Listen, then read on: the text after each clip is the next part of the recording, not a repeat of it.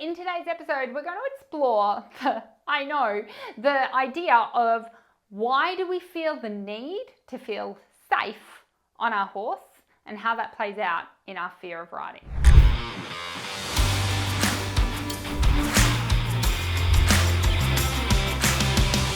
Hands up if you want to feel safe on your horse.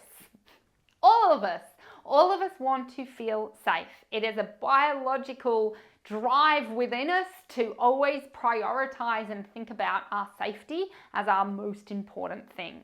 That ensured that we kept alive and we stayed alive long enough to reproduce, so the human species continued. Now, there are so many other things that give us that feeling of a threat to our safety that aren't real. So our job as a modern human is to figure out what is a threat to our safety and what just appears to be a threat to our safety.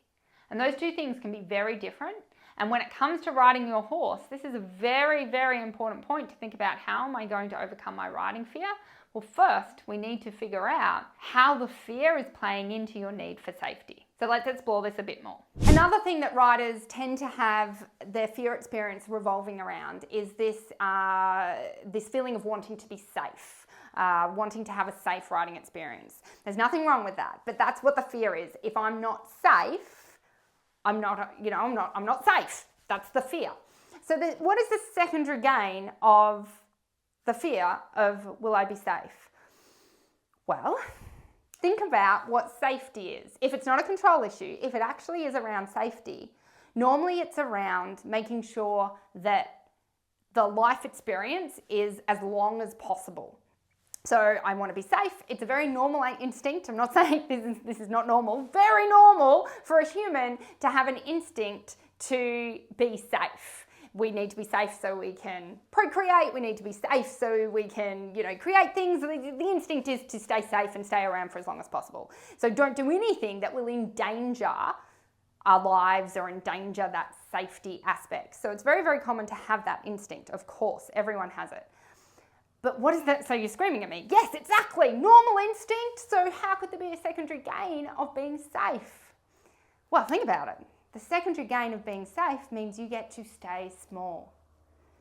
You get to not experience all life has to offer because you're staying in your comfort zone of what guarantees you will be safe in. So when there's a new riding experience, when there's a new anything experience, this doesn't have to be just around your riding fears. Anything that is normally new, different, changed, the safety theme comes up. And most people that are driven by this need for safety stay small.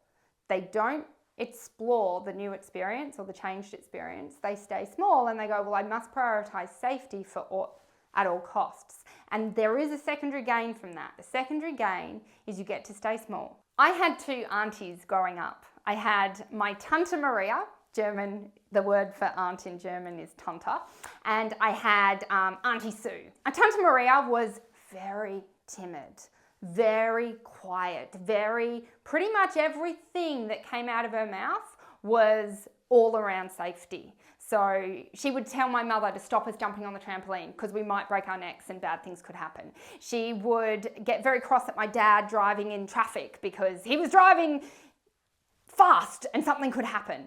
I remember when I stayed with her, there was a dog and I went to pat the dog. No, you can't pat the dog. It could bite you. She was always hyper aware of everything that could go wrong, which meant what?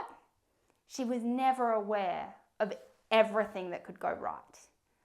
Contrast her with Auntie Sue. Auntie Sue was wild. She was crazy. She was always jumping out of planes and what does it do when you don't jump out of a plane but you have something tied to your ankles? You guys know what I mean. Bungee jumping. She was always doing crazy stuff like that. So I don't know if she had what if the rope breaks when I bungee jump? What if the parachute doesn't work? She may have had that echoing somewhere, but she wanted to live every second of her life. She wanted to live every experience. She wanted to live a big life. And I look at Tante Maria and I look at Auntie Sue and I go, wow, what a difference in life experience. What a difference in every single day. To every single day be going around thinking, What if that goes wrong? What if that happens? That bad thing is what's coming. Contrasted with, I'm here to have fun. I'm here to enjoy. I'm here to explore. I'm here to experience. Now think about your fear experience. If you approach your fear, if you approach your writing with Tanta Maria's example, we're going to be constantly going, what if all these things could go wrong? Compared to Auntie Sue, where we're like, we're going to get on and we're going to gallop away. So I trust you enjoyed this episode. Leave me a comment and let me know any ahas or any thoughts. Always remember to hit subscribe so you never miss any of our episodes.